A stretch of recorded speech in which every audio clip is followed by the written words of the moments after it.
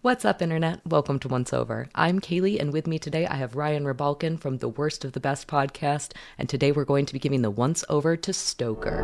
You have no idea. There will be spoilers. Give it a good once over. Giving us the once over. Giving him the once over. Give me a once over. Down to give us the once over. For a routine once over. Once over. Oh, just once over lightly.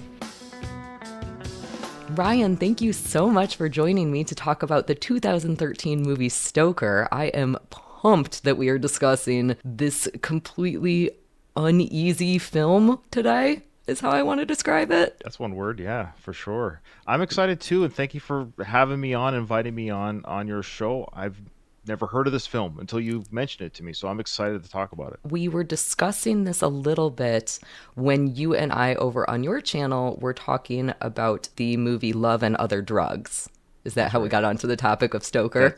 Yeah. I forget how it came up, but it came up. Oh, I remember how it came up. Sorry.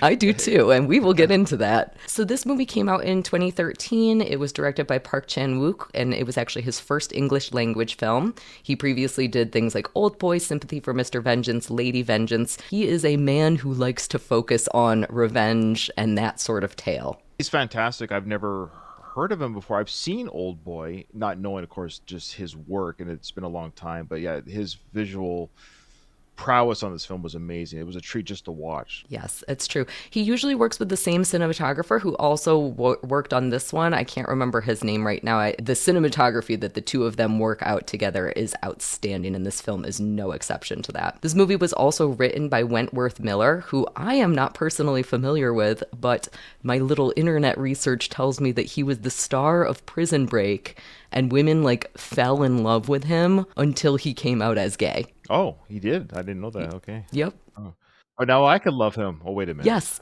exactly. The more to go around. Of course. This movie was also produced by Ridley Scott, which I always think is very exciting, and it is heavily based on Alfred Hitchcock's Shadow of a Doubt. In both films, we have a character named Uncle Charlie, and we have a likable villain character, and there's lots of key interactions on staircases.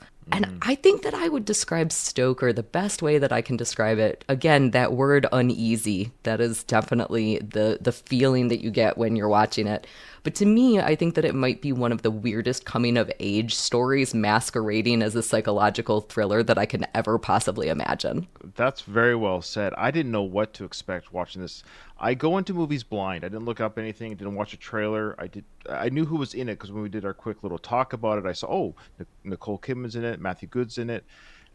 These are, and Dermot Mulroney. I know we're going to probably talk about some of the actors in it. So I was like, oh, wow, this is quite the cast. I've never heard of this film. Even Nicole Kidman, I usually know most of the films she makes enough headlines that you just get to know what she's in. Yeah. I don't know how this escaped me in 2013. It's everything that I enjoy in a film. So I'm so glad I got to watch this and talk about it today. I know a lot of people consider this to be one of Kidman's most underrated performances, and I definitely agree with that. She's outstanding in this film, as are all of the performances.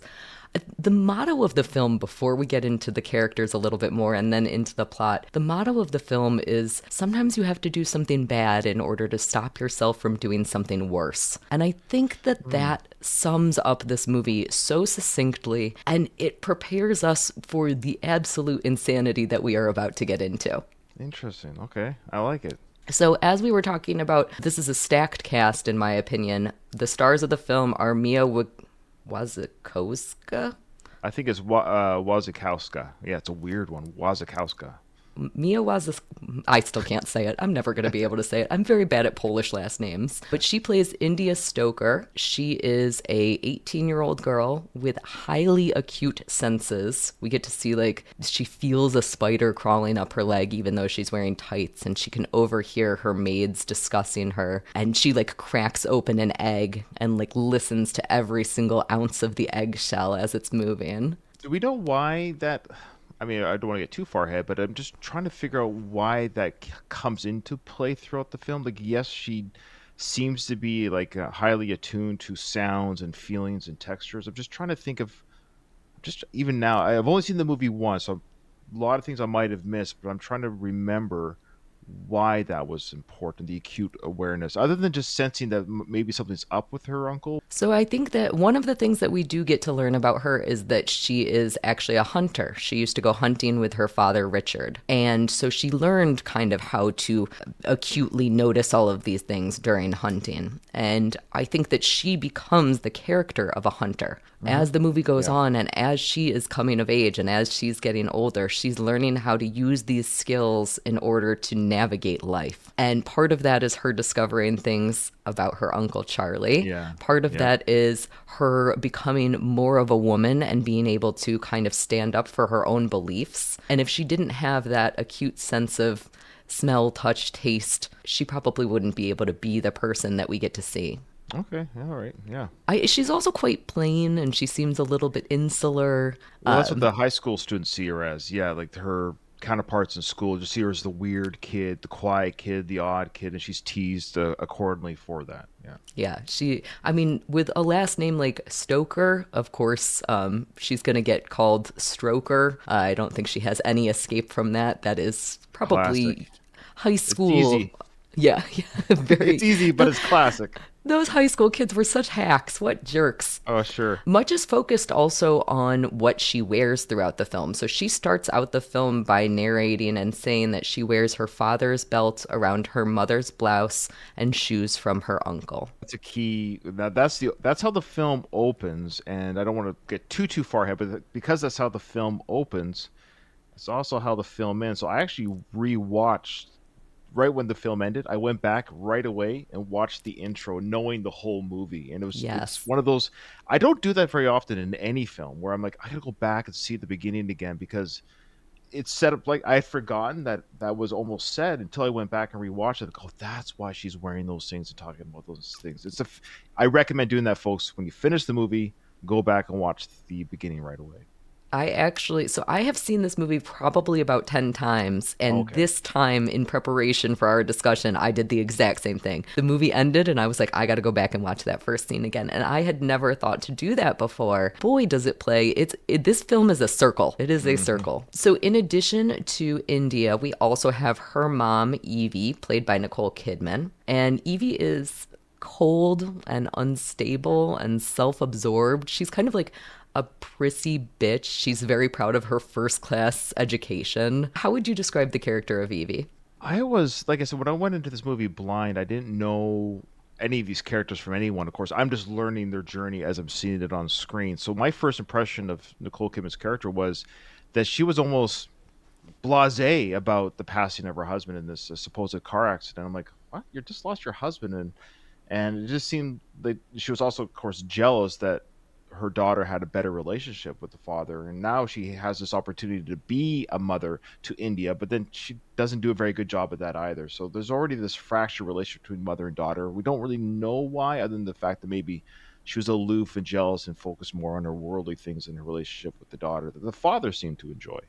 Yeah, that's such a great point. Jealous is a wonderful word to describe her. And I also picked up on the idea that she's very blasé about the passing of Richard, India's father, her husband. After Richard dies, Evie is like, let's go get ice cream. And India's like, we should be mourning. Like, this is not, you don't just go get ice cream immediately after somebody dies. Why are we doing this? Yeah, well, it shows her maturity level of how to handle any of, like, so she's thinking this girl who's almost an adult is still a 5-year-old child. So it's like, let's drown your feelings with ice cream. Your father's dead, so ice cream would do the trick. She's incapable of she's not able to comfort her daughter, so she thinks, this is what I used to do when you're 5, right? You like ice cream. So we also get introduced to Uncle Charlie, played by Matthew Goode, and he is, I don't even know how to describe him. He seems worldly. He seems very put together, but he also seems quite suspicious. I know you said at the beginning of this episode there's spoilers, and I hate it when podcasts or anyone does this, but I really am going to say this and I mean it. This film is really worth seeing. If you haven't seen it and you're very much interested, please watch it. Take an hour and 40 minutes and then come back and listen to our thoughts, because the less you know, this movie is so much more fantastic going in not knowing anything. The twists, the turns, the reveals are just, yeah. I mean, it's really worth the rewatch. I agree with that too, but being surprised, because when Charlie gets introduced, I'm as a viewer am falling for all the things that he's telling India. So I'm Yes. believing that's the truth, that he's a traveler, he's estranged from the family. But then we have these other side characters like, oh, he's back. Oh, like why does he seem dangerous? He seems like a very, he might be kind of creepy moving in on his sister-in-law so quickly, but other than that, he just seems like an educated, smooth talking guy. And then things start to unravel. You're like, holy smokes, this is insane. Like the halfway Yeah. point of the film, you're like, oh, this is insane. This is actually insane. I will agree with you. The first watch of this film is outstanding. But as I mentioned, I have seen it 10 times. Even though I know the twists and turns, I have not lost the joy of seeing it. But I do agree with you. The first watch there is something special about how Special this about it, sure. unwinds. Yeah. Well, and I think with this knowing the twists and turns, then you're looking for clues. You're reading their emotions differently, the subtle cues here and there, the things that maybe you were confused about. Now you know. I think you enjoy. It's like the Sixth Sense is a good example of that. There's a big spoiler there. Of course, you don't know that by now, but rewatching that movie, knowing the end, or Fight Club is another good example of that. You actually get Yeah. to see how do they make this work. You get to Yeah. watch that part of the film. Yeah. So the movie opens up with India on her 18th birthday, and she is searching for her present. Every year, she gets a pair of shoes which she believes are from her father.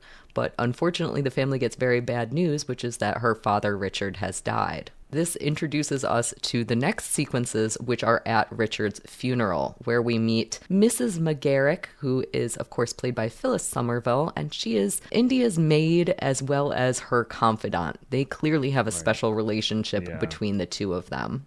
That's the mother figure. That was the mother figure to India. So Yes. again, this she stepped in where Evelyn was not there for India. The maid.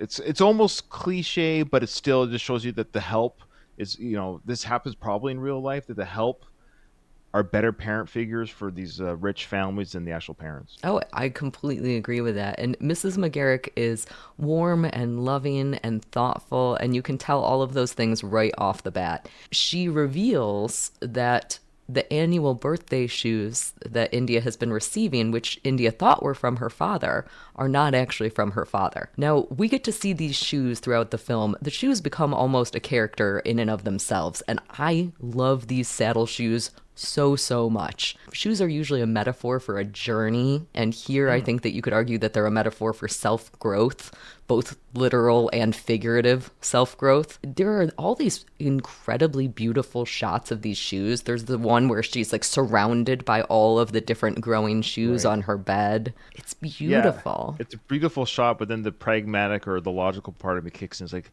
did she put those boxes like that? Did she surround it? Like, I know it's aesthetically, it's a metaphorical shot for the viewer, but then I'm like, who Yes. put the shoes there like that? I'm gonna put the shoes here in order of size and stuff. It's a great shot, but who? Then someone has to put them all away later. But There are definitely some why in the heck is this happening sorts of right. moments in this movie. Now you said saddle shoe for the uninformed, like myself. What Yes. describe that? What that is? What kind of shoe is So that? it's like a black and white shoe, white on the toe and then black sort of around. They're laced up, and you very much would associate them with a younger kid. They're kind of an old-fashioned sort of shoe. You wouldn't wear them to somewhere formal, but India is wearing them even to places like the funeral. These are the shoes that she associates with life. Now, what is the time era of this film? Do we get an indication of that? Is it modern So mixed with old? Is that the whole idea? Like we don't quite know the year? I believe that it is modern. We know that India has just turned 18, and at one point, her Uncle Charlie kind of creepily says, Here, try this wine. It's a vintage from 1994, which was the year that you're Right. born. But it feels very old. This family almost feels frozen in time. We do get to see things like cell phones at one point. So we know it's modern, but we also get to see older things like, for example, a phone booth. Is it just that this town is kind of remedial? We really don't know. The name of the movie is Stoker, and I actually talked to a friend saying I was coming on today's show talking about the movie Stoker, and they're like, "Is that a Dracula film?" And I'm like, "No, that's just the name of the movie." I actually don't. I hadn't seen the film yet, so I'm like, I don't know, but I think it's just the name of the film. And you mentioned, of course, Alfred Hitchcock's movie, but I believe it was also patterned to a degree after Bram Stoker's Dracula. That's also why it's called Stoker. So the aesthetics that we see, the blood, the bloodline, the creepy person, like Uncle Charlie is Dracula coming into town, influencing his evil on people, and so I think that's why it was called Stoker. Am I wrong about that? That it's like legit after Bram Stoker? I think that you're totally right. I actually never really gave that a ton of thought. Their last name is Stoker, so I just always assumed, oh, it's that. Stoker, the stylized font feels very Dracula, and the handwriting that we will get to see later in the film also feels very Dracula. I think that Yeah. you're completely spot on about that. He is the evil force coming into the town. And that's funny because you brought up the. I didn't make the connection with the Alfred Hitchcock. I actually just took it that it was a play on the on Dracula coming into town. Yeah, you're totally right. It's so obvious, and yet I missed it. That's why talking about movies is so much fun. Oh, it is. And you also mentioned the actor that wrote the film, Wentworth Wentworth Miller. Miller.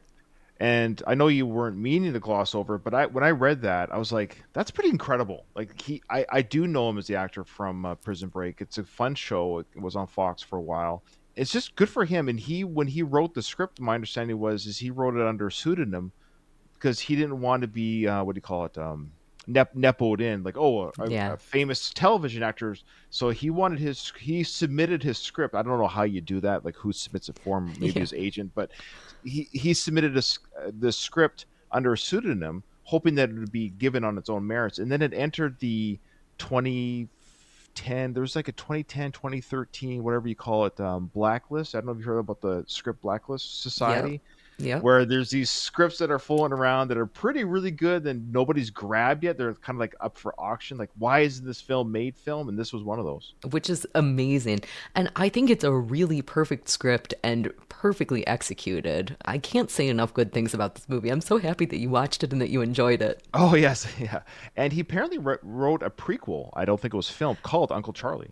Yes, I am very curious about that. I have never even checked to see if it's possible to get your hands on it, but I hope that somebody I would picks love to that up read and it makes it. or watch it. Yeah, or have it Yeah. made. And you can't wait too long because like we age. That's the thing about these things. Sometimes I wish as humans we didn't age, especially our favorite actors, because projects will come along. You're like, oh, you've aged out of this now. You got to be careful if you wait too long because it is a prequel too, right? Yeah, You might yeah. just have to get a different actor. It's true, which is unfortunate because Matthew Goode was absolutely outstanding in the role of Charlie. I really love the beginning of this film because there's a lot of relationship building in the early on sequences. I want to just kind of go through a couple of those. At Richard's funeral, Evelyn and India get introduced to the charismatic Charlie, who again, he has spent his life traveling the world, or at least that's what we're led to believe. We get to see the interactions between Charlie and Mrs. McGarrick, that maid, the confidant, the mother figure. Mrs. McGarrick is clearly very uncomfortable and shaken by Charlie, and we find out that she has been his eyes and ears. That's a little bit bizarre to me because why wouldn't Richard, the father, be the eyes and ears? You know, we're getting the idea that there is some sort of family fractured relationship more than just what we've been seeing. Yeah, I'm confused by this at the beginning of the film as a first time viewer. This is where a rewatch you're getting those subtleties that you wouldn't catch the first time. I know we're gonna get to the reveal, so I won't reveal the reveal. But when the reveal does happen, that's what makes it so like, holy shnikes, this is insane. Yeah. And it all makes sense. All the previous scenes kind of make sense. How this is why it was such a shock to see him just casually walking through the home because he Yeah. was supposed to be somewhere else. He was Yep. not supposed to be here. I will say that later Mrs. McGarrick does go missing, and we'll get into the details of that as we continue going along here. But what I think is important about this introduction and the interaction between Mrs. McGarrick and Charlie during this time, there is some implication. I think it relates back to the shoes. There's an implication. India believed that these annual birthday shoes were coming from her father. And Mrs. McGarrick implies to her, well, they're not coming from your father. What I think is happening in this interaction between Mrs. McGarrick and Charlie is that I think that in actuality, the shoes have been coming from Charlie all along. That is a very subtle thing. I don't know that we ever get an answer to where the shoes actually come from, but we do later find out that Charlie has been sending India letters for every single occasion. For her birthday, for Halloween, for Christmas, for New Year's, for any holiday that exists in the world, he has been sending her a letter. And I wonder if those shoes have also been getting sent with all of those packages, because we get to see these shoes in a very specific box, and later Charlie has one of those boxes. I admit the shoe, the shoe C plot line or D plot line of the film was. I admit I sometimes get lost a little bit. I'm just trying to follow the storyline of why is this guy the way he is. So Yeah. I'm trying to make sense of the whole who sent the shoes and why, because the letters were not given to her, but the shoes were. That's my confusion. So how come she got the shoes but not the letters? So it seems like her father was intercepting the letters. Her father was being protective over her for reasons that we will discuss more in a little bit. And so her father was not giving her the letters. But why shoes keep are... them? That's a good question. Okay. Why This keep happens a lot in TV shows and movies. I Yeah. get it, but something's discovered that you don't want to have discovered, but why keep it then? They should burn it. I mean, that Yeah. takes away from the film, but this is just, again, logical Ryan trying to be like, well, if I have something, because I have kids, if there's something that my creepy brother is sending to my daughter, I might just burn it and chuck it, like never to be discovered. But anyways, it's fine. Well, my other question that's similar to that is, so again, we have creepy brother Charlie. Don't you think that Richard would have told his wife about creepy brother Charlie at some point? Yeah. He's basically brand new news to Evelyn also. Otherwise, she wouldn't be letting him around India. Which also just makes her even more, I'm not say deplorable, but more of a questionable character that she's so ready to bed this guy after her. Oh, yeah, she after is. her husband's death. It's like, well, you kind of look like my ex-husband or my dead husband, so yeah, you're young, yeah, Let's did she even go. insinuate that you're a younger version of him or something like that? Yep. Or some sort of insinuation about that? She sure does. Okay. And it's clear that she has more than a crush on him. I'm not much in the kitchen.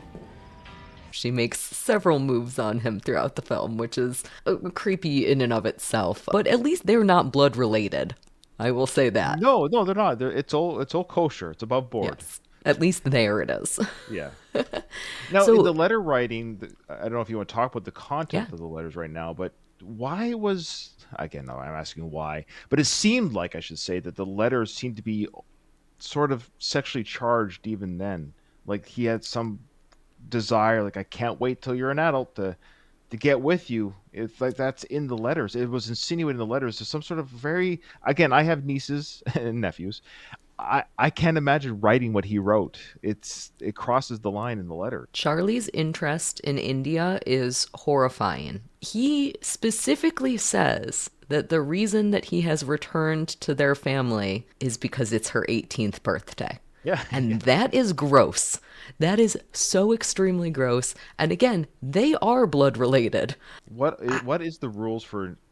It's legal. She's an adult, but then what are the rules for nieces and uncles? Because I know incest rules do exist in the States. Is there a rule for? I assume it's a no-go. Regardless, it's creepy as all get out. Awkward family reunions. Yeah, I think that like second cousins are okay nowadays, but I don't think that uncle-niece relationship is acceptable in any way. had I think that neighbors- you would have deformed children, I think. I think I you don't know. might. We had neighbors that were married cousins. They had kids. The They were first cousins? First cousins married, and they had children. Do you, Cletus, take Brandine to be... Wait a minute. Are you two brother and sister? We's all kind of things. That's a And the kids weird were- wedding. That's a weird wedding. It is a weird wedding, isn't it? They were first cousins married, and the fact that I knew that tells you how open they were about that. This was Yeah. years ago. This was like 15, 20 years ago. But yeah, they were, and they had young kids. I don't recall what they looked like, but I'd be interested to see what they're like now. Yeah, that's, oh God. I don't even know how you like tell your friends that when you get older. Like, And for context, I should tell people I'm from Canada when I'm not from Virginia. This is it happens in Canada too, folks. you're not shining a great light on Canada right now. Oh, I'm sorry. We're good for the most part. We're pretty okay. I do think India and Charlie's relationship is very, very interesting. I think that one of the best ways that we really get to learn about the two of them together is on one of their first interactions, which occurs on a staircase. And she has the literal lower ground. She's standing at the bottom of the staircase, and Charlie points out the fact that she is disadvantaged. There are a couple of options here. He could go down to meet her, or she could go up to meet him. And she goes up to meet him. I think that this is the first indication that he is encouraging her to become a woman. And her ascent up the staircase it's showing that she's strong, but it's also showing that he is kind of in control of that situation. And this is actually classic grooming too, giving her the idea to come to his level. Like you said, instead of him coming down to her level, he's grooming the younger person. No, come up to my level because you're a Yeah. big girl. Yeah. Come up to my level. You're with me, and she should be afraid and creeped out because she does have these higher senses. But as we're going to learn, girls like the bad boys. What is going? This is the Dracula story. This is what I mean. I forget the name of the character in the Dracula story, but she was a young virgin in the Dracula story, and Dracula Yep. seduced her. And instead of being, even though she was kind of like, "Ooh, you're Dracula, you're scary," she's also sort of curious and wants to get close to it. Enchanted. Yeah, Yes. by the evil and by the creepiness. Like I should run away and talk to Mom about this, but I'm keeping this a secret. And she covers lies later in the film about that. Like keeps this guy close in a weird way. Yeah. Even though she's afraid, she keeps him close. And their discussion during the stair sequence is basically Charlie saying, hey, your mom is going to say that I'm going to stay here with you guys, but I want that to be your choice too. Yeah, that is gives like the power to her. Gives the power yeah, to her. he is trying to show that he one has control, but also, oh, let me gift you this choice. Let me just do this for you here. Terrifying. So as the plot moves on, Charlie ends up bringing home ice cream. We mentioned this whole mom wants to go out for ice cream. Charlie ends up bringing home ice cream, and he has India bring it down to the basement freezer. And this gives us one of the many incredible shots of the film, which is her taking the lights in the basement and swinging them in order to light her path as she goes in the basement. Yeah, I didn't know where the scene was going to go. I mean, ultimately, she just puts the ice cream away. He hasn't, I don't want to get too far ahead. He hasn't done the first deed yet, has he? No. Okay, Well, so the he freezer's might just a normal... have, but she's not aware of it. Yeah, like the discovery comes later. The question is because if he had done that deed and put in the freezer what's put in the freezer, that just shows you a little bit of his the danger side he lives with. Like he almost kind of wants her to discover, and she does discover what's in the freezer later. But I just can't remember if that first trip to the freezer was just a trip to the freezer. Yep, it was just a trip to the freezer. The creepy thing that happens after this trip to the freezer is that when she comes back upstairs, Charlie, in shadow, almost kind of Nosferatu-y, is talking with her, and he asks her, oh, was it too cold down there? And he's chopping up vegetables in order to make dinner. He's wielding a knife, and it is creepy. You hear the knife, you hear like the shing.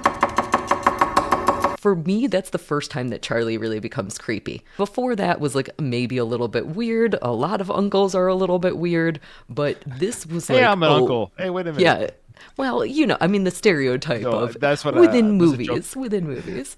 I have a joke with my nieces and nephews. They're all adults. Most of them are adults now, but I have a joke with them. Like, remember what happens at Uncle Ryan's house stays at Uncle Ryan's house. We used to make that joke in the open with my brother and stuff. It's just funny. It's true because there's that weird, like uncles are the weird ones, right? Yeah, that's just the stereotype. So we then get to sort of examine the dynamic between Charlie, India, and Evelyn. And this happens during a dinner scene. So Charlie makes a nice dinner. Evelyn is clearly enchanted by Charlie, as India at this point is still a little skeptical. But I love the moments that are happening in this sequence. We get like a very small amount of comedic relief. At one point, India answers a question by saying no, and then her mom corrects her. No, thank you. I mean, no, thank you. And she's like, I mean, no, thank you. And it's very stark and she's still being obedient, and yet she's a little aloof about it, I guess. This was the first scene in the film, too, regarding the dinner, where he made the supper. And this is where, because I didn't know where this film was going, because it did have this element, again, of this Bram Stoker's Dracula throughout, where I wasn't sure if there's a couple scenes and moments where he was quickly there and not there. Yeah. Did you catch that throughout the film where his character was there? So I was wondering at some points, is he a ghost? This is where my brain was going, because I actually didn't know if he was really there or not, or if this was the dad somehow being a different shape or apparition. I actually was going in those places. This is what I mean by a first time viewing, folks, is your own journey, because your brain is going to go to theories where I'm guessing, why? Because when they're eating, what did he not do when they were eating? You didn't even touch your food. He didn't eat a lick of food. Everybody else ate. And That he was didn't. so you get why I went there. I was like, oh, he's not Yeah. here. He's not really Yeah. there. And they attribute it to, did we get poisoned? I definitely did not have that experience. And I went into this movie blind as well. I had no idea what it was going to be I about. thought, oh, he's a ghost. Or he's an evil That spirit or is so something. interesting. I couldn't figure out what was going on, but I did not go to Ghost. And that again is like the uneasiness, the unnerving. You're feeling that regardless. You're feeling that. The amount of tension that gets built up in this film is, again, I know we've already made the Hitchcock and the Dracula connotation, or the Hitchcock and the Dracula. What is the word that I want there? Connection. Connection is the right word. We've already made the Hitchcock and Dracula connections, but I think that this movie takes tension to a whole new level because you don't know at any point in time what is going on, which is crazy. And he still hasn't done anything. The character overtly, again, scene by scene, he hasn't done anything wrong. Yeah. Nothing is truly evil, wrong, arrestable offense, nothing. It's just in the air. And but then why do you think he didn't eat? So there's the question. He didn't have food. Do we know why? Was that ever explained? Is it just one of those things that the director just wants to is it a misdirect on purpose? It's not. I think, that's a great question. I think that let's see here. Charlie is a powerful person and he wants to show that he has a power dynamic. So perhaps he wanted to scare them. India and Evelyn kind of make a joke. They're like, oh, is it because the food is poisoned? Maybe it's because we, the audience, want to think that it is, that is what's going on. And maybe it's because he wants to spook them a little bit. Regardless, it makes him interesting and mysterious. Yeah, for and sure. That is one of the things that women fall for. So perhaps that's one of the ways that he is trying to make both Evelyn and India fall for him. Yeah, well, it worked. Yeah, it sure did. It sure did. So then we get to see a couple of sequences where India is in school and she is a sexualized outcast is kind of how I want to describe her. Again, in a school. classic. There's the nerdy girl. We tease her, but we all want to bang her for real. That's the classic boys. Yep. Yeah, it's kind of a trope, but it fits in this. It's like the Carrie. This is where you get that Carrie from Stephen King. It's the same idea, the weird girl, but it's that weird sexual harassment towards the girl that's weird as well. This first sequence where we get to see her, she's in an art class in school, and we get to learn how deeply observant she is even more here because all of the kids in the class are painting a still life of a vase. But she is painting the inside of the vase. So she's painting the pattern that's on the inside of the vase, which is beautiful. Beautiful. I didn't catch that. Okay. Yeah, I love that. Also, great cameo in this scene. The teacher in this scene is one of my favorite directors of all time, Harmony Korine. I did not know that. Please educate me who that is. I don't know the Harmony name. Korine. Most famously, he did Spring Breakers. He did Trash Humpers. He participated in Gummo. What else? The Mr. Lonely is one of my favorites by him. He was one of like the Dogma 95 dudes. And Okay, he wow, is just look at that. outstandingly good. I love him. I deep think pull. he's just great. Good for you. He's They must he's be like friends one or of something with the. I wonder what the connection was. I wonder why he was there then. Yeah, so I think that all of these sorts of like artsy directors do all kind of talk with each other, but I think that there might be, and I might be wrong about this, I'm going to fact check myself later. I know that they filmed this movie in Nashville, and the reason that they did that is because the director really, really, really, really wanted to have Nicole Kidman film this. He really wanted her to participate. Keith Urban was there. Well, at the time, she was definitely living there. She had like some scheduling conflicts, so he chose to film this there so that he could get her to participate. I believe that Harmony Korine might have also been living there at the time. Wow, good for Park to really want Nicole that badly, and good for that's what I would like to say about Nicole doing these type of films because she is an A-list actress. I would say. Would you not say she's okay? Oh, absolutely. Okay, so what I admire about Nicole Kidman is that she does these type of films. Like, didn't she do one in the '90s too? What was this? Where she played that To Die For? Is that the Yeah. one? Yeah. So I like And how she does these independent type, crazy, weird films, and then she'll do the, sure the box. But to her credit, she'll tackle these films that are very not easy to challenging. tackle, challenging. Yeah. I haven't seen her Baby Girl yet, but I really want to. And I feel like it's probably going to have some similar themes to this. Oh, So, probably, yeah. I heard some rumors about the lovemaking scenes in that film are pretty on point, apparently. I had not heard that rumor yet. I am Yeah. looking forward to seeing that one. I'm a little bit nervous. I feel like it's going to be one that I'm going to have a very strong emotional reaction to. Oh, So maybe. I've been kind of putting it off, but one of these days I'll get around to it. And Nicole Kidman, stunningly gorgeous to this day. She's probably one of the most beautiful people that I've ever seen in my life. Yeah, she's a little silly about how she looks, and I don't mean that in a bad way. It's Yeah. kind of weird. Like she's 57 now. She looks still. It's amazing. Good Yeah, for her. it's incredible. Absolutely incredible. So after we get the school sequence, Charlie ends up showing up at school in order to pick her up. And all of the schoolgirls are like Right. gushing over him and his convertible. They're like, oh my God, he's so cute. But India is still like, not interested. So she, instead of getting a ride from him in his convertible, decides to take the bus home. Now that scene was weird because again, it's if you go back to Dracula, there's something magical about the creature. Because why would any?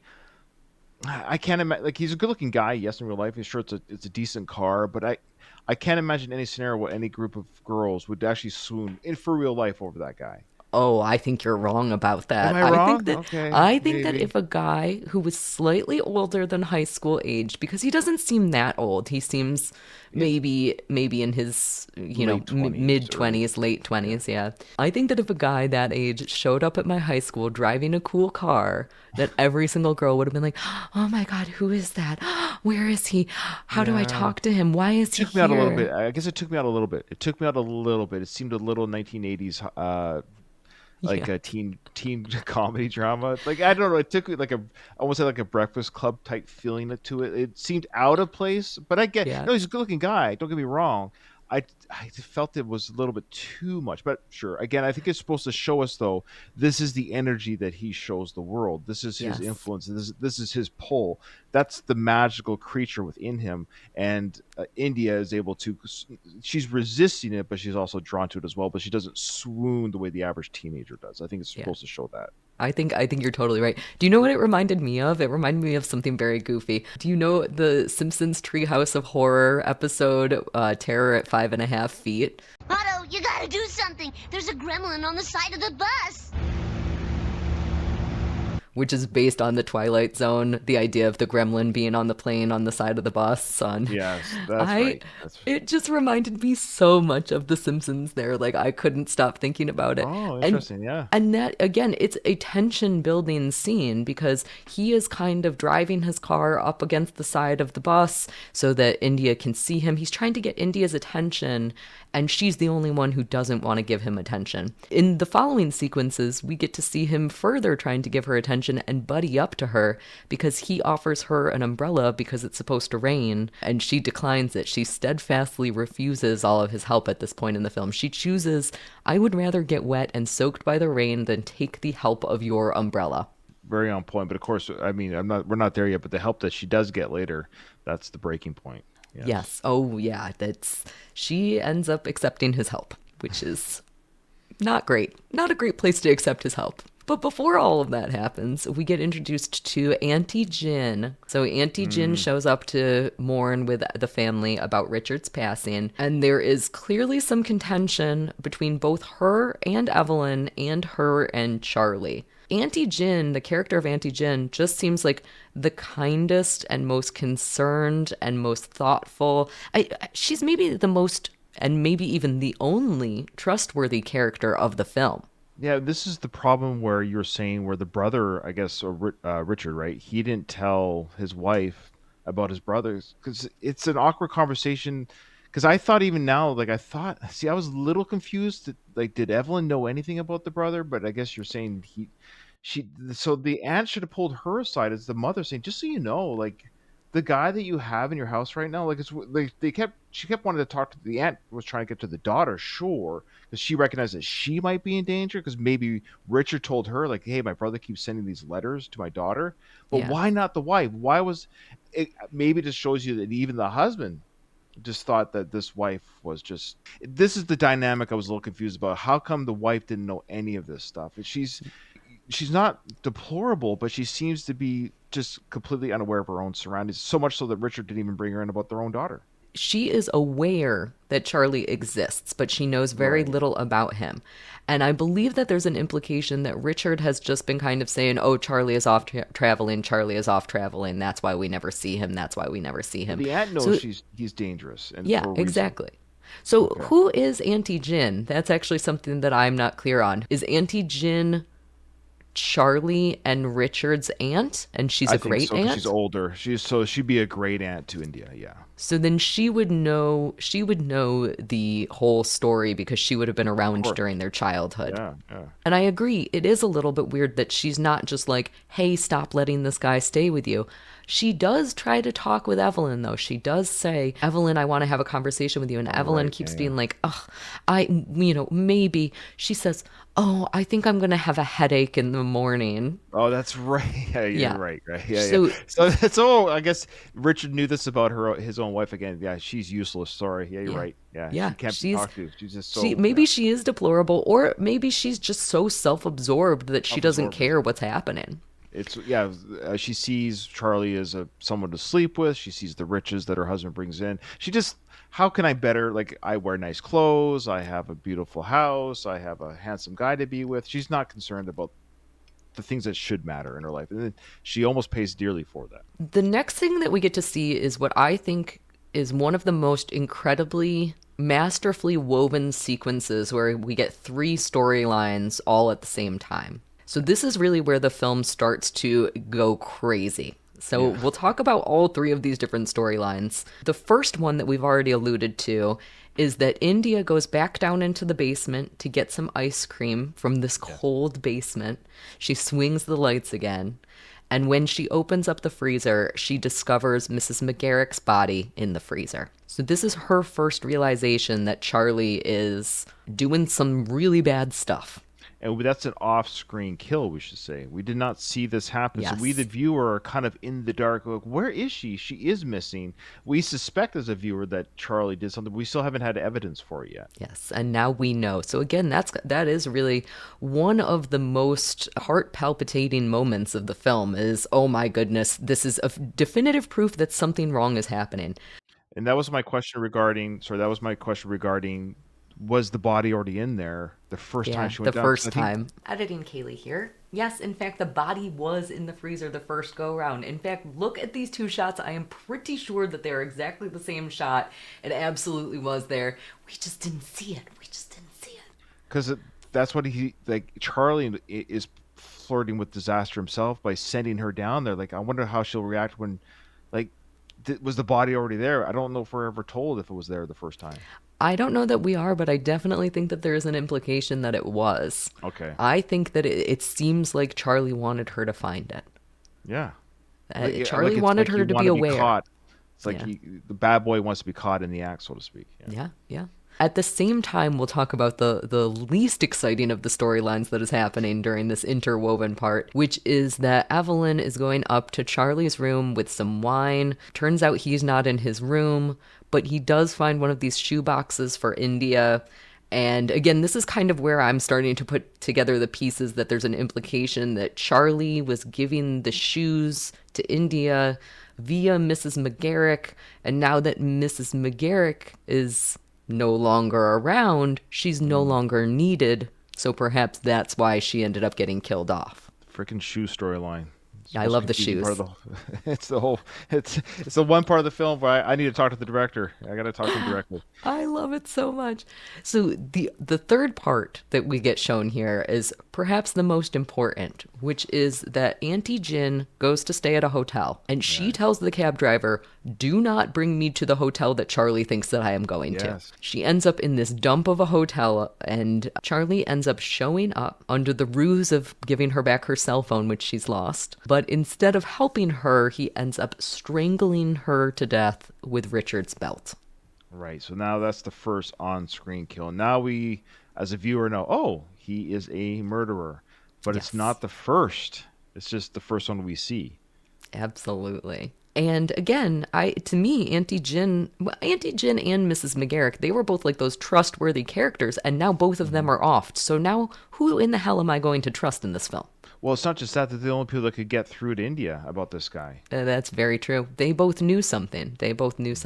And I guess that's why they had to go. I think that sequence is just so wonderfully done. You get all of those different stories all kind of like spliced in with each other, and it's thoughtful. And you, again, as a viewer, are on the edge of your seat. You're like, whoa, what is happening next? Where are we going with this? It answers the question that yes, because there's the tension. You're not too sure. Like, is Charlie a ghost? What is his deal? Is he good? Is he misunderstood? What's happening? Now we know, okay, he's a murderer. At the very least, we know he's a murderer. And then there's the fear, because this is about 2/3, just over halfway through the film. So there's a part of me that's like, now the tension might be gone. Now, where do we go? Because now we have the answer of his true character, so to speak. It just goes to show you the masterful storytelling and direction where you don't lose interest. Things get amped up more and more and more as the story goes on. Because that, I admit, I was like, oh yeah, he's a killer. Now it's going to be a chase game, a cat mouse game where she's hiding in the closet and he's, India, where are you? I'm here to kill you. Like you think it might go somewhere tropey like that, but no, it doesn't. It does not even a little bit. Not even a little bit. This movie goes, I would argue it goes even more off the rails. Oh, yeah. Here. There's a couple scenes that are just like, whoa, what are we doing here? Back at school, India is continuing to get tormented by the boys, and they are kind of all standing up on like a little hill and yelling at her, and they're like, oh, your mom and your uncle are hooking up. Were you getting in on that too? And they're like mocking her, which, I mean, honestly, are they wrong? I don't know that they're wrong in those accusations. They know that much. Yeah, they're not wrong, but it's weird that they would even know that much. I know it's a story that's written, but the fact that they're even aware that the uncle's there, it's just to indicate the small village idea, maybe that everyone knows everyone's business. Everybody knows everyone's business, but don't you think that you would have known that? So I to give an idea of my kind of childhood, my high school graduating class was around 300 people. I think that if somebody's father died in a car accident and then their uncle moved in, I would know about that. Oh, really? Okay. I think that I would, because, I mean, you know, how often does a parent die in school? Like, you hear about things like that. Big news, I guess, yeah. And then, the uncle is there. All of the girls in school are swooning over him. So the boys in school are aware because they're not getting the attention they used to get from the other school girls. Oh, yeah, I guess that's the connection. Sure, he's just had that effect. Fair enough, okay. All right. He's impacting all of society at this point. Yeah. So because the schoolboys are up on this hill, India is again disadvantaged. And she uses the lesson that she learned from Charlie, which is that she needs to ascend. So she climbs up the hill so that she's at the same vantage point as them. This is the first time that we really get to see that Charlie has taught her something. And that's scary because now we know that Charlie is a killer. We don't want Charlie teaching her any lessons. Too late. Yeah, it's too late. It's too late, dang it. So the boys continue like harassing her, and one of them goes to punch her. Mm-hmm. And instead of, he's just trying to make her flinch. They've done this little game with her before where they're trying to make her flinch and she never flinches. This time, instead of just not flinching, she sticks a pencil up and stabs him with this pencil in the hand. That's going to hurt. It's brutal. And then I think maybe the most brutal thing with the pencil is that later we get to see her sharpening the blood off of the pencil. It's so mildly evil, but oh my God, is it evil. Like, she's like, oh, let me just clean up the dirty work that I just did. Throwing it away, she sharpens it, uses it for another day, sharpen it for another day. Really quick story. I have been stabbed with a pencil. I was in 7th grade. Oh, no. Yeah, and I admit, I'm sorry, I feel terrible, but I was teasing. I still remember the gentleman's name. Well, he's a gentleman now, but the kid's name. It was just teasing a little bit. We're working outside on an outside project. It was nice outside, so the class was sitting on the lawn or whatever, and I'm kind of teasing the guy. I guess I went too far. He took his pencil and stabbed me right here in the arm with a pencil. Like, it was stuck in my arm. I had to pull it out, and to this day, I have the graphite tattoo of the pencil lead in my arm to this colored gray here where the stab, like the graphite's still there. It's colored my skin to this day. I remember when I was a kid that people used to say if you get stabbed by a pencil, the graphite will still be in you. And I always thought that couldn't possibly be real. That's crazy. Yeah. So what did you do with the pencil when you were... I probably gave it back to him. He probably sharpened the pencil later. This is a true story. It's like it literally... like I was bleeding. It was That's in my arm, crazy. and I pulled it out, and I don't remember giving. I didn't. This was back in the day too, where I didn't tell on him. I recognized, I probably went too far. Oops. Yeah. Yeah. So like, oh, he's willing to stab me. I should probably stop. Well, you probably learned a lesson, I'm hoping. But I wasn't like, I'm not a jerk, I swear. But I can be a little bit. My jokes can keep coming, and I think I just got under her skin a little too much. And In seventh grade, I think I will forgive you for your sins. Okay, thank you. Yes, I was like yes. 11 years old. I'm sorry. Yeah. Well, in this situation, in Stoker, there ends up being another boy. I think his name is Whip, which is a silly name. Whip, but that's right. Yeah. So he ends up like white knighting for India. He like tells course. all the other boys to leave. That's enough. Get out of here, Whip. And Charlie sees this whole interaction. So Charlie's not protecting her at this point, but he is seeing that she is taking the higher ground with these kids and she's standing up for herself. And I'm sure he's very proud of the influence that he's had over her. Yeah, because I thought at this time when they were first bullying her that he was going to come in and stop it, but he didn't. He just Nope. observed. Yeah. So this is also where we get to see India and Charlie's relationship developing, probably because he got to see that he's had an influence over her. Mm-hmm. And we get to have one of my favorite sequences in the film, which is India playing piano and Charlie coming to join her by playing the lower notes of the song that they're working on. And they're subtly touching each other too on the bench, I think, right? So, yeah. Very subtly touching her. And he ends up taking over the lead portion. And then she goes back to leading. It is just this outstanding sequence where the two of them are kind of going back and forth between who's in control. And doesn't Evelyn watch some of this? Doesn't she come into the room or see them at the piano bench together? Oh, that's a good question. Maybe at the end. The things that I always remember from this sequence are that we get to see India very emotional. We get to hear her breathing. Charlie reaches around her. It's a really hard to watch scene because, again, you can see that there's a sexual tension between these two, and you don't want there to be because it's uncle and niece. You don't want it? Oh, I watched this completely wrong. I gotta reevaluate how I watched this film. It's weird because you do kind of, there's something about the two of them together that you're almost rooting for them in portions of it. So regardless of if that was a joke that you just made or not, I wouldn't disagree with you though. I wouldn't disagree with you though. Well, there's something that's very enchanting and enthralling about the two of them. Well, the joke is, of course, the familiar relations, but for viewing a film, it's exciting, it's bad, it's taboo. So when you're the viewer, it's the taboo that makes it like. That's why you kind of keep watching. You're like, this is kind of like, I'm not enjoying it the way you would enjoy a certain type of storyline in the film, but you're also, where's this going? What are we doing with this?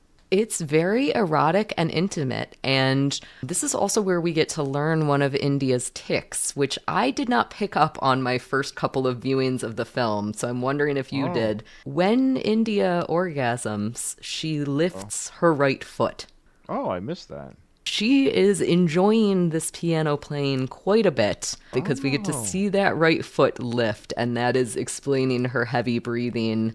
I never caught that. I don't think that I caught that. I don't think that I caught that for the first, maybe 5 or 6 times that I watched this movie because it's very subtle. Again, this is where we get to see that eroticism sort of building. It's very intimate to make music together. In addition to that, something that we haven't really talked about, but always stands out to me so much in this film is that the movie has a beat to it. And quite frequently, that beat is in the form of a metronome that we get to hear. We hear a metronome ticking throughout the film. First of all, that builds tension because anytime that you have that sort of consistent it's always beat used happening, in films. Like it's something creepy is happening. Yeah, something creepy is happening, and it functions so extremely well. And then to have this piano playing erotic sequence where the two of them are making beautiful music together, figuratively and literally. Yeah, right. It's so much. It's so very much. She's having a sexual awakening during this sequence. I think that we can say. Yeah. After the sequence where the two of them are making beautiful music together, Charlie starts kind of like teasing India a little bit, I think. He starts flirting with Evelyn a little bit more, which feels both very vile and, again, very erotic. So Charlie is like kissing on her mom and grabbing her breasts, but he's looking at India while he's grabbing Evelyn's breasts. And it's like reverse voyeur in a weird way. He's like, this could be you if you want it to be you. Yeah, yeah. And let me tell you, that sends India into a tizzy. She becomes quite erotically charged when this happens. So she runs off to a local teen hangout named Rockets, which for some reason I think is funny. It's very 1950s. very 1950s, but also phallic, I want to say. Oh sure, Rocket. Yeah. Very, very phallic. And so she playfully leads this white knight boy, Whip, into the woods, and the two of them kiss. And Yeah, at she's first, charged up. oh She's yeah, right, like- she guides him to grab her breasts in the same way that Charlie Same was way. grabbing That's right. Evelyn's.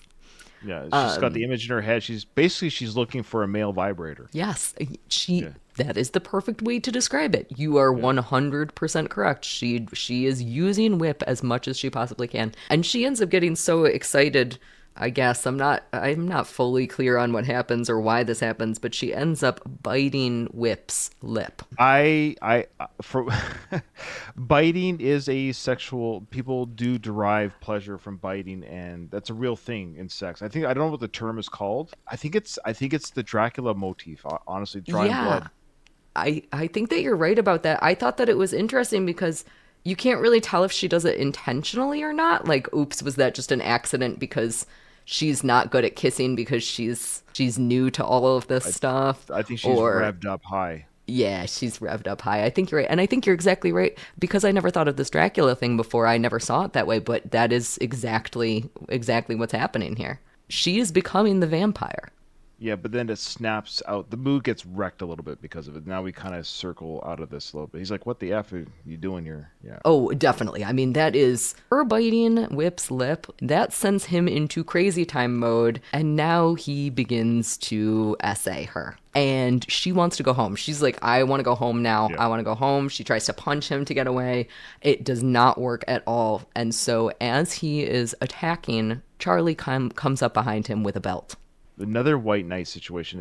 In essence, this is the true white knight has come. I have come to save you, and it's almost like he knew this was going to happen. So the fact, but this is what I mean again. But back to the Dracula thing, he has the ability to just magically appear at these places and moments, like finding the aunt in the phone booth. How did he track her down? His tracking abilities are incredible. He's able to track her down in the middle of the forest by a railroad track or something. Like, how does he track her down? Yeah, I definitely agree with that. I don't know how he found India in the woods.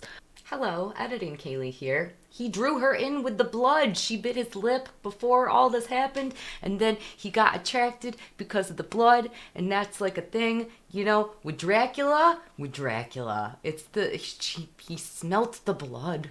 She pulled him in. We do get the answer to how he found Auntie Gin, which is that he ended up calling the cab company. And he tricked the cab company into telling him where she was because he had her cell phone. So he's clever there, but I don't think that we ever get any sort of an explanation about why he knows that she's in the woods. And she's deep enough in the woods that it would have been very shocking if he was able to find her. And very quickly. Like, yes. And he was there, of course, he's there at the right moment. So yeah, with the perfect moment. So he's going to obviously say he saves India for being essayed by Whip. Great. They tie him up. She kicks him a few times, you know, like, take that. You're thinking as a viewer, okay, good. This guy was about the R word, India. Now, there was a sequence just before his demise that I'm confused about. Maybe you can explain it to me as a multi-viewer. Yes. He climbs back on her to restart what he'd started, and I'm confused by how that happened or why that happened. Am I confused about the that is a really good point. I have never thought about that. Yes, he's about to essay India. Charlie comes, stops him, ties him up. India, you know, just like ties him up, and he says something to the effect of, "Aren't you glad these? I'm using a different belt so we can tie him up better." And India's like, yeah. And then she kicks, like, this is for you trying to do this to me. And he said, please stop, please stop. We see another scene later in the film, but it's a montage, which we'll talk about. But we see that he's back on top of her to essay her again. But Charlie's there and breaks his neck with the belt. But why did he get let loose and back on her again? Because Charlie's there watching it happen, and she's on the ground again. So yeah, because he can't be killed then put into the harness. Like, he had to be let go of the binding, and he's back on top of her again. That is very interesting. I never thought about that. And now I feel like I need to rewatch that sequence like 10 more times to figure out if there is an answer. That might just be one of those things where we have to suspend our disbelief for the sake of the movie. Yeah. That's the mystical part, where it's Yeah. almost like Charlie is a creature of evil, and he's Yeah. almost creating this world where murder can be committed. Like, he allows it to happen against. But in that scene, India's freaking out again. So Yeah. at one point he's tied up and she's kicking him on the ground. The next moment he's back at it again and then gets killed by Charlie. I wonder if part of that and part of the things that we didn't see on screen is that, again, Charlie needs to convince India that he is a positive force, not a negative one. And so perhaps he, this is all just conjecture, but perhaps he made it look like Whip ended up escaping and he actually let Whip go, sort of. He let Whip get the upper hand, and that's how Whip ends up back on top of her, and then he saves her a second time. That, though? Like, I know it's a movie, but why would the guy that was just bound by another adult? Like, the fact that he's willing to go at it again is a weird. Like, you think he would just run away? Like, I'm out of here. Like, I'm outnumbered. Yeah. The fact that he tries it again, it's a weird sequence, and I don't know if we're missing something of why it was done that way. Yeah, that's really interesting. If anybody has seen this movie and knows the answer to that, I am very, very curious. So please let us know. Because, again, I've watched this movie probably 10 times and I have never noticed that. That flashback scene of the kill was during the shower scene. Am I wrong? Nope, you are exactly correct. So all right. This leads us into one of the most interesting scenes. We get another interspliced little montage. Part of what we are seeing is Charlie strangling Whip and snapping his neck. And the other part of what we are seeing is India thinking about this, reminiscing about this event in a shower and masturbating while she does so. Yeah, so when you told me about this great scene that you saw on the plane where she's masturbating in the shower, I was like, okay, I saw Sliver with Sharon Stone. I can watch another scene of masturbation. Sure, this is fun. But you didn't tell me necks were going to be broken and she was going to orgasm at the kill shot. Like, okay, this is not fun at all. This is gross it's not fun and at all. creepy and weird. Like, she's turned on by the murder, and I'm like, okay, all right, this is not fun. This is a creepy one. It starts off thinking, okay, she's just going to touch herself, but then we see the images. We see the images in her head of what she's enjoying, of what she's thinking about. And she's when her right foot lifts, we know what's happening. The first time that I ever saw this movie was in 2013 when it came out, and I was on an airplane, and it was in the early-ish days of airplanes having the little screens in the back of the seats, and you could choose a movie that you were going to watch, and it was so exciting. And I had heard about this movie, but I knew nothing about it, so I decided, sitting in my aisle seat on the airplane, that I would watch Stoker. And during this masturbation scene, which they did not censor at all in the airplane version, I realized that every single person could see the screen, and that every single person knew that I was watching a movie where a girl is masturbating in the shower. Because it's not unclear what she's doing. It is very evident that she is touching herself, and you see some butt shots, and it is... I was so embarrassed. I was like, oh my God. And you can't turn it off at that point, because if you turn it off, then it makes it even more obvious that you're a weirdo. I was so embarrassed. I thought of you on the plane when I saw that. I was like, I was imagining what you had on your screen. I was like, yep, that's pretty clear. Good for you. Yeah, because it does come out of nowhere. But this is what I mean by the film keeps getting ramped up. Like, okay, now she's doing this. We're into dark territory now. Yeah, we definitely are. That scene is so insane. Like, when she orgasms, when his neck snaps, that's... I know. I just want to see her in the shower. I don't see... and the neck breaking is right in your face. Like, in the viewer's face. The neck is right in the front of the camera, and you see it get pulled back. You're like... I'm not a... I'm not a prude, and I'm not anti, like, violence or anything, but sometimes some scenes are weirdly... even after all these years of watching movies, I'm still kind of, whoa. And it's not even over the top gratuitous, both with this, even though we're saying masturbation, it's still not overly, like, it's a side shot, her hands down in between her thighs. Yeah. We know what she's doing. So it's still this very much, a lot of it's theater in the mind still. But when that neck breaks, you're just like, holy smokes. Neck breaking is really, yeah. It's brutal. Tough It's stuff. brutal. And again, this is another one of those uneasy scenes. We are both attracted to India in this scene. You're like, oh, humana, humana, humana. Yeah. And then, holy shit, what am I looking at? Like, and it's one of those things where your brain plays with you and you don't understand. It's like when a really dramatic scene happens in a film and you're feeling awful and then something funny happens and you don't know if you should laugh at it. It's this exact same feeling where you're like, no, I'm turned on, but wait, I don't want to be turned on by neck snapping. She does, though. Yeah, she was. And for the record, I was not, Kaylee. Yes. For your viewers, I just want to make that clear. It was a turn off. I'm not a fan. Well, this is for sure the first time that we really get to see that India is being influenced by Charlie. She is officially under Charlie's grasp at this point in the film. We don't necessarily know that she's as evil as Charlie, but something is, the winds are changing, the tides are turning, one could say. And back to the Dracula motif, that's how you turn a human into a vampire, is by drinking their blood or giving them your poison, so to speak, or their virus, and he's given that to her. So she's been changed by him the same way a vampire changes a human. Maybe that leads into the food a little bit also. He's giving her his poison, his food.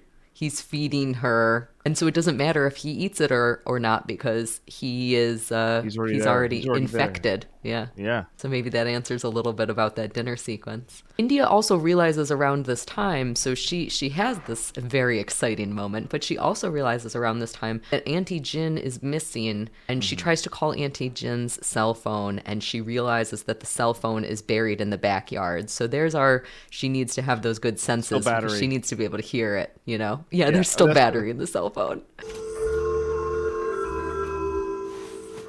There you go. The senses. Okay, good catch on the senses. Okay, all right. Granted, batteries lasted longer back then too. Yeah, it was a flip phone. I was struggling with India's reaction to this. I couldn't tell if she was excited by the fact that Auntie Gin was buried in the backyard or if she was horrified. Did you get kind of a read on that one way or the other? Yeah, this is where I was a little confused, even at the end of when he suggests they go away together and stuff. I wasn't sure if it was all a ploy on her part to play like she's playing along, or if she was playing along, and I'm still not even sure yet. Yes, so I don't know. To answer your question, I don't know, and I think it's maybe just up to the viewer to think. Well, sure, I guess the answer is yes and no. It's whatever you want it to be, because it's never answered for the viewer how she truly feels about really any of this. We just see what she does. Yeah, that's very true.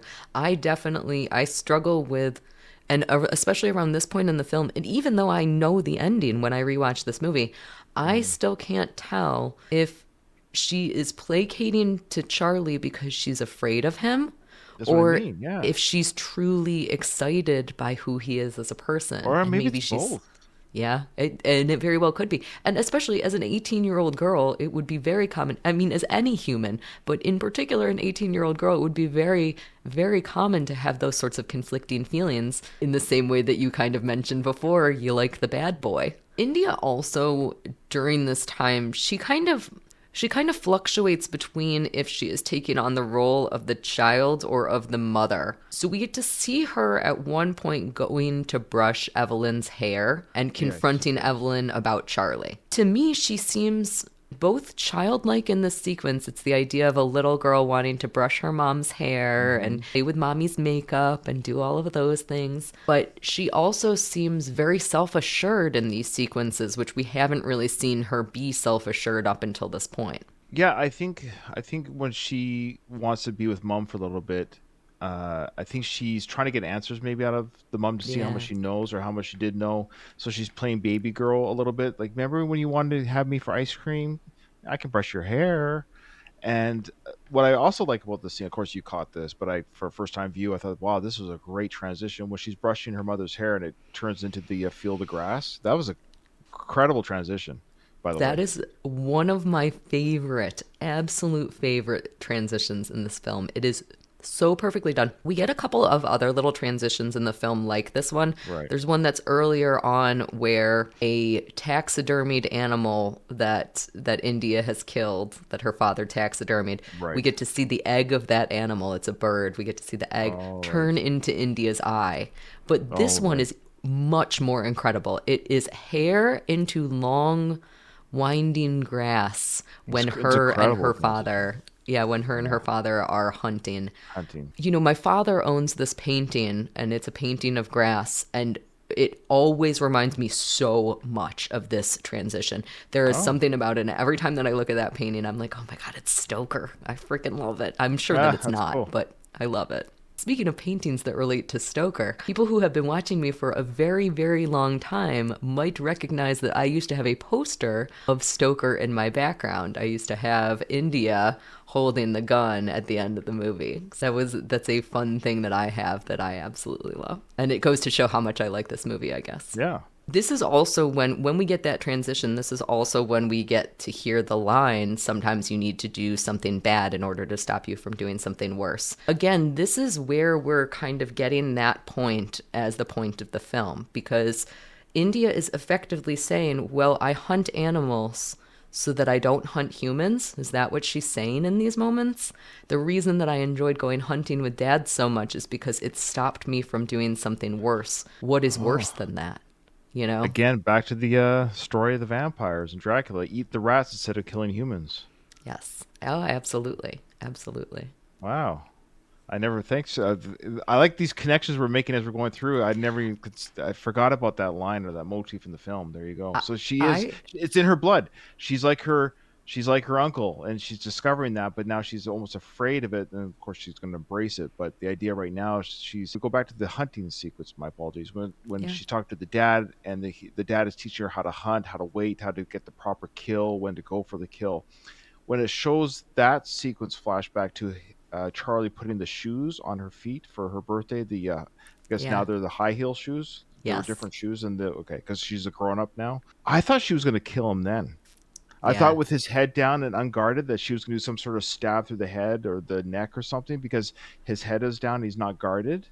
So I thought that she was waiting for her moment. I know it might have been too on the mark, but I thought that's what was going to happen. I think that at that point in the movie, I was so confused by everything that I had stopped trying to guess what was happening. Like, I was like, there's no way that I am ever going to be able to figure out what in the heck is happening in this that's movie. the kill.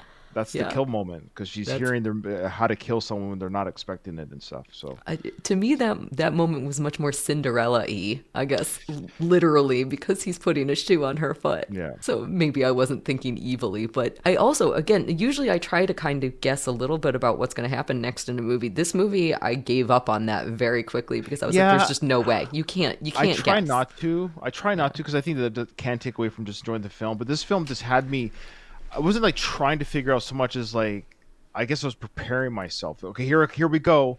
Here's the kill scene. Here's the neck break again. Here's the whatever. And so when those other kills did happen, I was like, okay, I didn't see that. Boy, the misdirects are very well done without being, again, cliche or corny, or it's like they're so well done. When you think something's going to happen, it doesn't happen. And when something does happen, you're like, I did not see that coming. So this is the point where we get to see India uncovering the letters. So India, who I think looks much more adult in these sequences, now that we're kind of getting to see her grow as a person, she has her hair kind of tied back and she looks a little bit more adult. She's going through her dad's study and she finds both all of these letters that came from Charlie. They're addressed to her for every single occasion. And in addition to that, she finds some photographs, some childhood photographs of her father, her Uncle Charlie, and of another little boy who is named Jonathan. And Jonathan disappears from the older photos, and it is clear that something has happened with Jonathan, but we don't know what yet. In addition to that, as she's going up the stairs, again on this beautiful staircase where all of these crazy events are happening, she drops one of the letters and she realizes that there is a stamp on each letter which indicates that they were not mailed from all over the world, but rather each letter from Charlie was mailed from a mental institution. Ding, ding, ding, ding. This is where you as a viewer is like, what? What is going on here? Because the letters are so flourishy and they're intricate and sound so educated. I'm here. I'm in India. I'm in France. I'm in Africa. Whatever it is. Like, this is a traveled man, and that's why I haven't been able to see you, because I'm in all these parts of the world, and the return address is, a mental institution. Yeah, it turns out he has been away for all of this time. So India ends up confronting him. Now, I feel like I would not confront somebody if I realized that this was what was happening. What would you do if you were in India's shoes at this point? You essentially are an accomplice to a murder. What's your next move? I think you almost have to say, what the F? Why were you there? Why are you here? Yeah. I know I can't. I'm a horrible liar, so I would be like, okay, I'm aware of these letters, so please do tell the story, and he does tell the story. He does. Actually, India, one of the things that I think also is interesting that, again, goes back to those acute senses from her hunting knowledge, is that when she confronts Charlie, she says to him, hey, I noticed that you're wearing my father's sunglasses, and those should have burned up in the fire of his car, but they didn't. So something weird happened with my father's car crash. And in addition to that, tell me about Jonathan. Who the heck is Jonathan? That's what I want to know about. Yeah, so this is the part of the film where we're near the end of the film, so everything is now revealed, and you're just like, oh my gosh. The hardest part of the film is about to be told, and I admit, when I hate this part. I'm a parent, and I hate watching. Anyways, it's not shown thankfully on screen, but it's done so well, and again, the theater of the mind of what happened to poor Jonathan. You're just like. Your heart sinks. It's just, there's nothing about this scene but you have to tell it. You have to show it. You have to see how evil Charlie has always been. Yes, and you mentioned a word earlier that I think applies to this scene as well. You mentioned the word jealousy when it came to Evelyn and India. So I want to think about the word jealousy as I tell what happens to Jonathan, because I think that is a very interesting connection that I hadn't noticed before. So we learned that when they were children, Charlie had set up a trap where when Jonathan went down a slide, he would fall into a sand pit. He had dug a big hole, and we learned that Charlie covered Jonathan with sand and ends up doing sand angels on top of his body. It is, I think you're exactly correct. It is hard to watch. What we learn during this sequence is that a lot of Charlie's pent-up rage towards Jonathan comes from the fact that Richard is giving Jonathan lots of attention. And Charlie is jealous of the fact that he's not getting that attention anymore. And so the way that he reacts to that is to take a life. And that is a very drastic thing to do. But it certainly explains some of his addiction to India. It explains some of the other relationships that we get to see in the film where jealousy kind of rules everybody's life. Yeah, I wonder, but now we know he's in the mental institution because he was locked up as a child, so he's a minor because he did the murder. It's murder no matter what the age is. So absolutely. He's probably, what, 8, 9? Mm-hmm. Mm-hmm. Yeah. Buries his 2-year-old brother, approximately. So he goes away to that makes sense. 20 years he's been gone. He has an 18-year-old niece. It all kind of makes sense, the timeline. So, but why the infatuation with his niece then? A connection with family, maybe? A connection with family?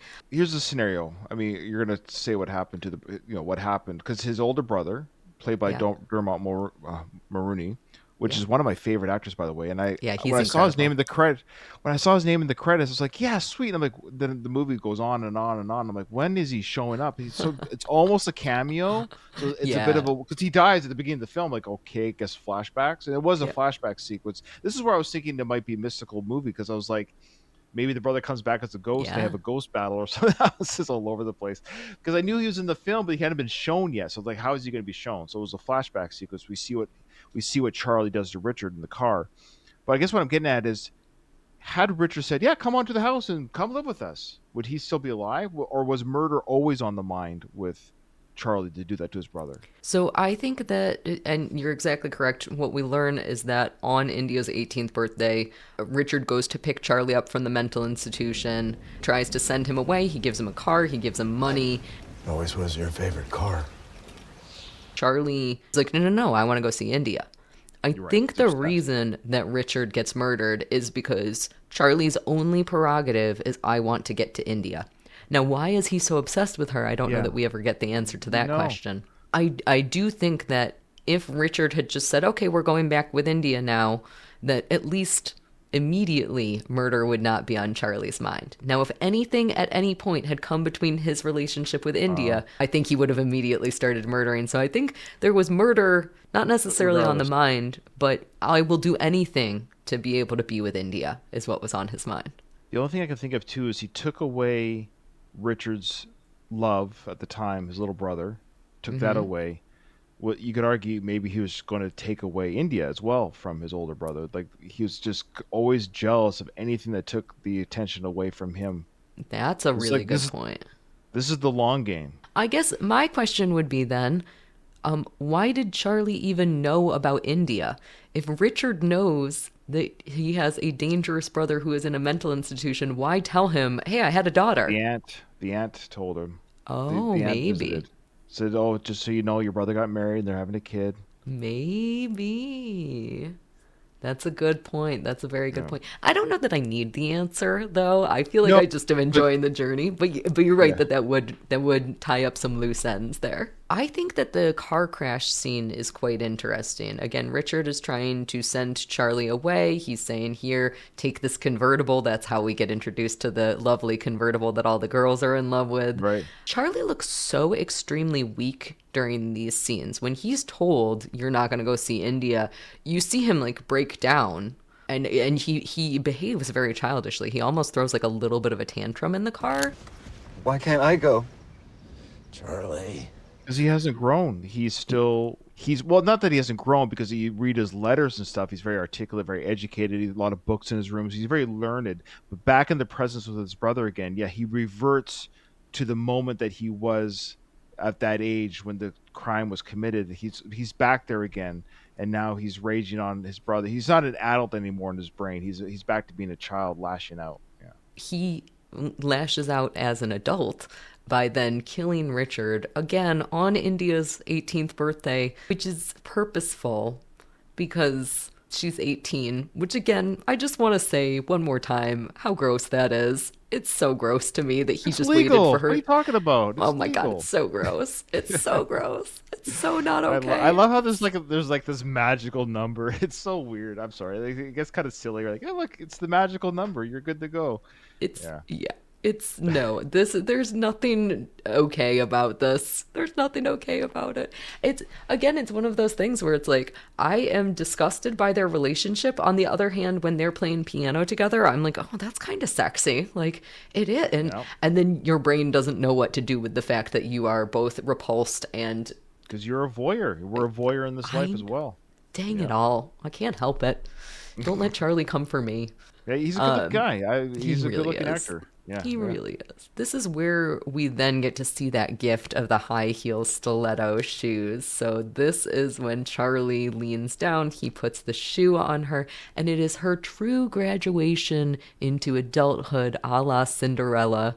She's no longer wearing these little kid saddle shoes. She is an adult wearing badass Christian Louboutin crocodile stilettos that are that what they were? Yeah, those are very expensive shoes.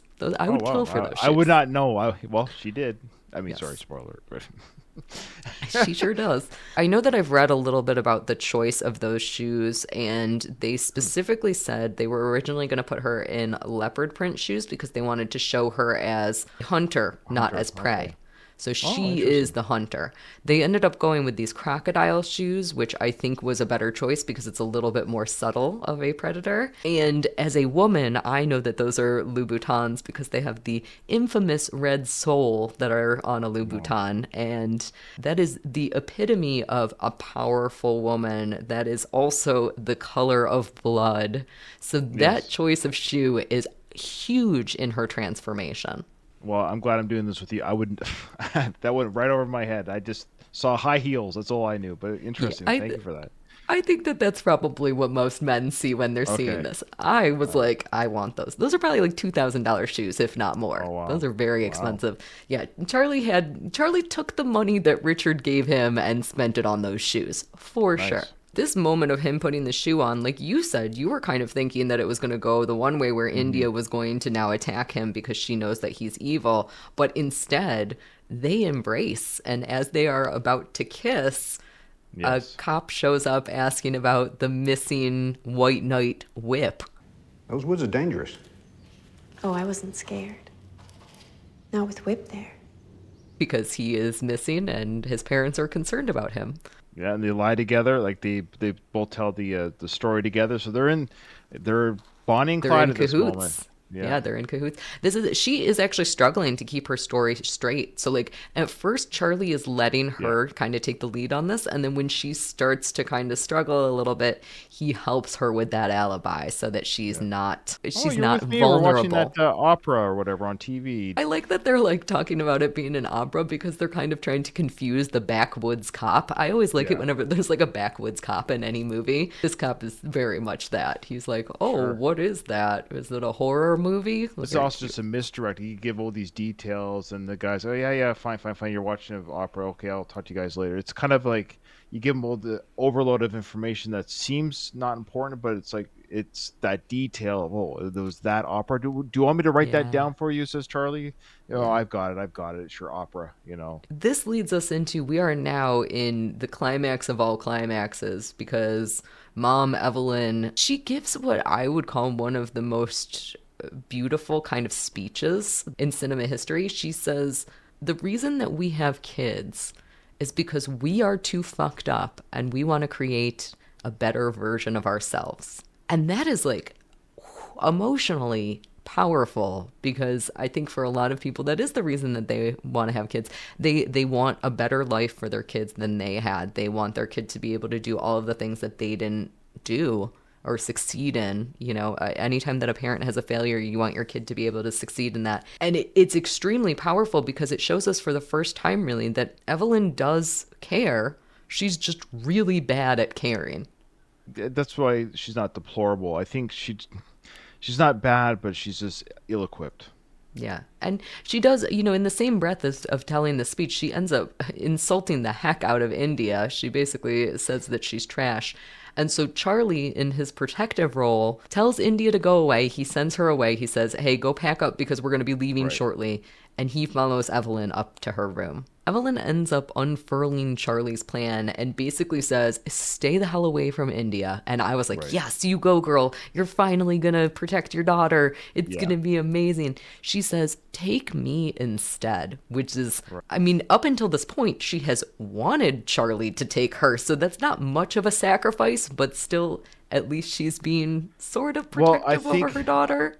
The way I looked at that, yes, but here's the difference, though. I think she recognizes that in her way, she might not know the details, but that mother instinct may be kicked in, where she recognizes that Charlie is an actual predator and danger. It's one thing to desire him in a weird way as your widow and it's the brother, fine, whatever. But now she recognizes that this guy is evil. He's a bad character, and so she is literally offering herself as a physical sacrifice to, like, if you need to knock your socks off with somebody, do it with me. Get it out of your system, not with my daughter. Yeah. Oh, that's a really good point. I struggle watching this scene a lot. Charlie kisses her and does some more things, but it is a very erotic essay scene. It is like, and it's not really my thing. It's meant to be. I think it's meant to be a little bit with the what do you call that? The choking? Autoerotic asphyxiation. Yes. Yeah. I think it's designed to be a little bit on that borderline where you're like, I think people enjoy this, but she's not. But that's what they do. So it's this weird, like, ugh. And not only that, but like, again, it kind of plays with the. It's almost similar to the shower scene where it's like, I am erotically charged from watching this sexy time, but also I don't like why it's happening, when it's happening, what I'm thinking about when it happens. I like the idea, like I like that my brain gets confused by those two things. That's the design, I believe. You're uncomfortable. You should be if you're not uncomfortable, I might wonder. You should be uncomfortable. Yes. Yeah. Uneasy. I just keep coming back to uneasy when it comes to this movie. So Charlie does end up strangling her again with that belt, and he calls for India to come into the room, and India comes in with a gun, wearing the high heels that he has put on her. So at this point, I was completely convinced she is on his side. Mom is dead. There is no way that Mom survives this. Did you feel the same? I don't know. I had a feeling. I did have a feeling that she was going to kill him. Yeah. Now, the very end sequence I did not see coming, but this one I kind of saw her because I remember I thought she was going to kill him at the stairs, so I was still convinced that she was Yeah. waiting for the right time for the kill. So my brain was still going there, so I was still leaning towards she found her moment because he's in full enraged, like his guard is down because he believes India is on his side. So when Yes. he's calling her in, India, come see this. Look. He wants her to witness another kill because he's convinced that, yeah, she was charged with the other one with whip. But now this is a whole different beast. You could say this is the wrong prey. This is still her mom. This is family. She's also caught on about the dad. I think she had. I guess I should say this is when I was like, okay, she has been pulling the wool over his eyes to get close to the kill because his guard's completely down. He Yeah. believes it, and I was like, okay, now here we go. Yeah, Charlie thinks at this point that he's in complete control of the situation. He believes that he has everybody under his fingers, but what he hasn't accounted for is the fact that because India has become a woman, she now has her own accountability and she has her own ability to make decisions. And she does make the decision to shoot him instead of her mom. That's bold. I mean, again, she's got to make that snap decision right then and there. And she chose family and she chose a contentious relationship over eroticism. Now, have you seen Nosferatu? Yes, I have. Yeah. Okay, which was based on Dracula, of course. Yep. So this is the spoiler. If you haven't seen that film and know the story. So that was the end sequence of that film where the I forget the female character's name, but she allowed Dracula or whatever his name was in that film to have his way with her, to let his guard down so the son would kill him. This is the same thing. This is that same motif where I'm here. Everybody wants me here. India wants me doing this. And that's the same idea. This is the sunlight coming through the window on Charlie, but it's a gunshot instead. And that's another scene that I was very uncomfortable watching. Yeah. Oh, yeah. That was gross. Yeah, that was fantastic film, but boy, that was gross. Yes. That was a challenge to watch. This is kind of where we leave off, and we do get to see, it looks like, this is my interpretation of the finalization of Charlie's story. We get to see kind of like bloody marks going down the hallway, so it appears that Charlie's body has been dragged down the hallway and buried in the backyard. Now, we don't know if Mom did that. We don't know if India did that. We don't know the story of him getting buried. We don't know anything really that's going on. But somehow, we know he's dead. That's basically what we know. So India ends up leaving in the convertible. She's wearing her father's belt, her mother's blouse, and shoes from her uncle. She's also wearing the sunglasses that her father had worn, that then Charlie had worn. And a cop is chasing after her because she's looking for attention. She says she was going sufficiently fast to get his attention, which is very sultry. Why? Yeah, okay, so I should ask. Okay, sorry, continue with the story there. I'm just confused by... Okay, yeah. Well, I'm confused by that too. She's ballsy, I guess, at this point. At this point, she has fully blossomed into womanhood. And part of her womanhood is maybe a thirst for blood. So perhaps, again, that Dracula sort of thing, going back to that. So she gets this cop to pull her over, and she ends up stabbing him with a hedge scissors and then hunts him down with a gun. Whoa. Crazy. And this narration at the beginning where she says, the beginning, you can't control... This is, I think, the whole movie is about blood and DNA. I think that's the... If you want to get into it, I know we're running long, not in a bad way, but I mean, if you want to get into a whole other discussion about DNA and free will, because that's what this movie's almost about. It's showing you that how much of who we are, is it because we're born that way? Were we nurtured that way? Because her being a killer by the end of the film, it was always there. Charlie showed her the way, but if you were there, let's say it was you, DNA for DNA, Kaylee, you were the niece to Charlie, you'd be like, what the F are you doing? Get off of me. Like, you wouldn't be, because you're not a killer. I don't think you are. Nope, so I am not. Okay. Whew. So, but that's what I mean. It's not in your blood. You're not born. It's not in you to investigate or to tease those feelings, but it's in their blood. And it's passed on, and this is a genetic. Because she says at the beginning of the film, we can't control who we are. We just become that thing, like a flower blooms and become. She is bloomed. The blood stain on the flowers indicate that she's a bloomed flower. Yes, but she's stained in blood. This is who she is. One of the things that is said in the beginning of the film, and you are exactly correct, the flowers start out as white and then they turn red from being covered in blood. And she says something to the effect of flowers can't choose what color they are. That's right. And the end song during this last sequence is actually one of my favorite songs. It's a song by Emily Wells that is called Becomes the Color. And I friggin' love that song. So we get to hear that song playing as she is hunting down this cop. And then that goes into the end credits, which are run backwards, which if you didn't already feel uneasy during this film, weird. that is so jarring. It is so, it's one of those like little teeny tiny changes where you're like, oh, what's happening? Am I okay? Am I okay? And all while you're hearing the song Becomes the Color, which again, I think that song is truly incredible. I don't actually even know if it was made for this movie. I do know that I used to make my favorite nightclub play that song all the time so that I could dance to it. And I think I was the only person who enjoyed that song, but I really like it. It's a very crazy end. I think you're exactly correct that you're hitting on the question of, was she going to become this no matter what?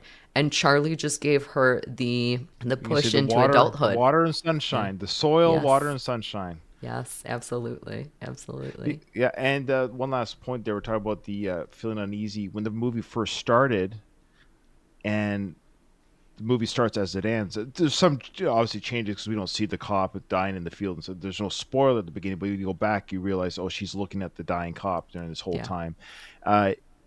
The frame freezes a few times. I thought it was my streaming service pausing. Yeah. I was confused. I was like, why did it pause? So then, the dialogue's still going. Am I having buffering issues? Because I watched this on streaming on my computer. So I thought I had buffering issues. It took me a second to realize, that was a creative choice to pause so the images physically paused, but the audio kept going. So I thought there was a buffering issue. So I was thrown off. And then you talk about the ending being the same way. The credits roll backwards. And again, you're thrown off at the end, the same way you're thrown off at the beginning. Again, it's that like jarring, uneasy tension. Like, wait, is this supposed to be the way that it is? It's the whole movie. It sets you up to be in this discomfort throughout the entire thing, and it's so incredibly successful at that. I cannot think of a better example of a movie that makes me uncomfortable, but I can't take my eyes off of it. I am so glad that you were able to discuss this movie with me. We are going to rate this movie, but before we rate it, I would love it if you would just tell everybody a little bit about where they can find you when they want to hear more amazing stuff that you're doing. Oh, well, you're too kind. Well, you have actually graced me with your presence on two of my podcasts. One is called Zwick Flicks. It's the Ed Zwick podcast. Yes, director Edward Zwick. So if you Google him, you'll see that he's done 13 films. Officially, the show is over in that I've covered all 13 of his films, and you came on and did Love and Other Drugs, and that's where this whole discussion came in, and you were gracious to invite me. I said, is this a real invite? You're like, yes, this is a real invite. So here we are. That's the product of that invite. So thank you so much.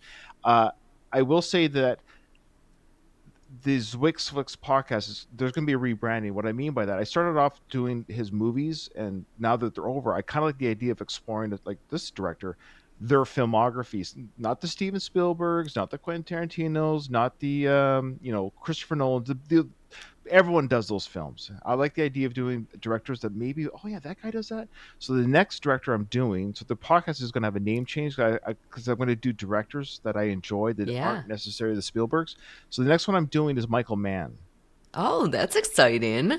Yeah. So if people are like, who's that guy? Well, he did like Last Mohicans, Heat, the Miami Vice film. He's done a lot. He did the first Silence of the Lambs film called Manhunter, by the way. He did that one with Hannibal Lecter, played by the name escapes me. I would have been better prepared, but I could pick it out in the lineup. But anyways, so I would like to invite you officially to come on, and I'll give you the film list, and you get first choice. I'm going to give you first choice of which film you want to cover from. Okay. Yay! I'm very excited. But the other podcast that I do on a regular go is called The Worst of the Best Podcast. I do that with my brother, and you guest co-host. It's funny when you did Tony Hack the Movies with Tony. He mentioned that when you guested on his show that you were the top downloaded. Well, I can say the same. When you came on the Worst of the Best podcast, your episode where we covered Kiss's Love Gun You're the number one download and number one YouTube. I mean, look, it's you. So it's like, of course, you're the number one viewed show on our YouTube It's channel. just because everybody loves Kiss so much. Oh, is that what They it is? needed to know. They needed to know. No, that was so much fun, and I really appreciate you coming on that one. But that's for me and my brother.